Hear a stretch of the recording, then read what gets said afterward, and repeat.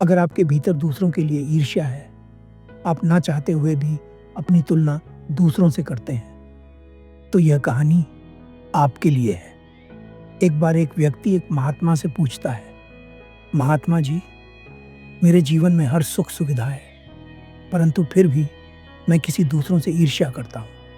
ये ईर्ष्या का भाव क्यों पैदा होता है? महात्मा कहते हैं, क्या तुम सच में अपने भीतर से ईर्ष्या के भाव को खत्म करना चाहते हो? वह व्यक्ति कहता है, हाँ, मैं इस ईर्ष्या को अपने जीवन से पूरी तरह से खत्म कर देना चाहता हूँ, क्योंकि इसने मेरे जीवन को नर्क बना दिया है। महात्मा उस व्यक्ति से कहते हैं, तुम्हारी सबसे पहली सफलता तो यही है कि तुम स्वीकार कर रहे हो कि तुम्हारे भीतर ईर्ष्या है, वरना लोग तो स्वीकार ही नहीं करते। उन्हें अपने भीतर पीड़ा तो नजर आती है, परंतु वे यह नहीं देख पाते कि इस पीड़ा का कारण ईर्ष्या है। फिर महात्मा उस व्यक्ति से पूछते हैं, जब तुम किसी निर्धन को देखते हो तब तुम्हारे भीतर क्या भाव पैदा होता है? वह व्यक्ति कहता है, दया का भाव। महात्मा पूछते हैं, और जब तुम किसी धनवान को देखते हो? वह व्यक्ति कहता है, यदि सामने वाला व्यक्ति मेरे बराबर धनवान है तो मेरे भीतर यह भाव पैदा होता है कि मैं उससे ज्यादा धनवान हो जाऊं। महात्मा पूछते हैं, और अगर सामने वाला व्यक्ति तुमसे ज्यादा धनवान हो? वह व्यक्ति कहता है, तब मैं चाहूंगा कि मैं उससे भी ज्यादा धनवान हो जाऊं।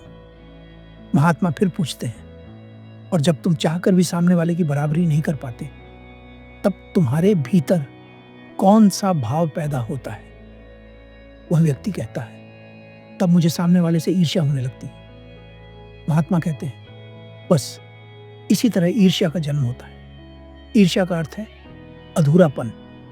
जब तुम्हें लगता है कि तुम अधूरे हो, तुम्हारे भीतर कोई कमी है और सामने वाला तुम्हें पूरा नजर आता है, तुम्हें लगता है कि उसके जीवन में कोई कमी नहीं है, तब तुम उससे ईर्ष्या करने लगते हो, क्योंकि तुम्हें लगता है कि उसके पास तुमसे कुछ ज्यादा है, जबकि वह भी यही काम किसी और के साथ कर रहा है। वह व्यक्ति महात्मा से पूछता है, महात्मा जी, मुझे यह तो समझ आ गया कि ईर्ष्या पैदा कैसे होती है, परंतु यह समझ नहीं आया कि इसे खत्म कैसे करें। महात्मा कहते हैं, ईर्ष्या का जन्म तुलना करने से होता है। जब तुम अपनी तुलना किसी दूसरे के साथ करते हो और उसे अपने से ज्यादा पाते हो, तब तुम्हारे भीतर ईर्ष्या पैदा होती है। इस ईर्ष्या को खत्म करने का सिर्फ एक ही तरीका है कि तुम सत्य को जान लो।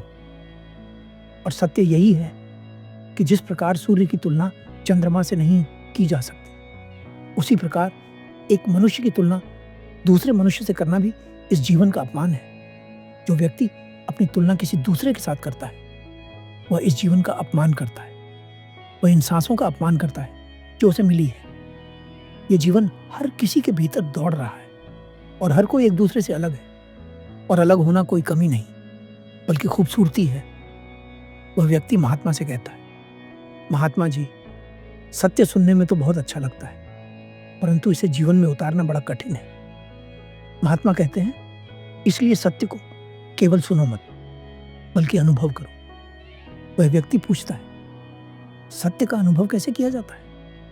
महात्मा कहते हैं, जिस प्रकार तुम्हें अनुभव है कि आग का स्वभाव जलाना होता है, पानी का स्वभाव प्यास बुझाना होता है, उसी प्रकार तुम्हें इस मन का स्वभाव भी पता होना चाहिए।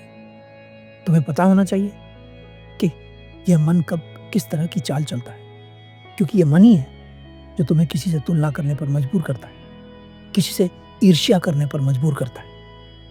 वह व्यक्ति महात्मा से पूछता है, महात्मा जी, मन का स्वभाव कैसे पता चलेगा? महात्मा कहते हैं, ध्यान के द्वारा। ध्यान ही एकमात्र ऐसा रास्ता है जिस पर चलकर तुम अपने मन का स्वभाव पता कर सकते हो। वह व्यक्ति कहता है, परंतु ध्यान करना तो बहुत कठिन है। महात्मा कहते हैं, ध्यान करना तो कठिन है, परंतु होने देना सरल है। वह व्यक्ति पूछता है, महात्मा जी, ध्यान होने देने का क्या अर्थ है? महात्मा कहते हैं, जब तुम ध्यान करने का प्रयास नहीं करते हो, तब ध्यान स्वयं ही होता है, जिस प्रकार सांसें स्वयं चलती हैं। फिर महात्मा उस व्यक्ति से पूछते हैं, क्या तुम बिना कुछ किए एक जगह पर आराम से बैठ सकते हो? वह व्यक्ति कहता है, हाँ, मैं बैठ सकता हूँ। महात्मा कहते हैं, बस ध्यान के लिए इतना ही प्रयास चाहिए। बाकी भीतर जो भी होता है उसे उसके हाल पर छोड़ दो। अगर तुम इतना कर पाए तो ध्यान तुम्हारे लिए आसान होगा।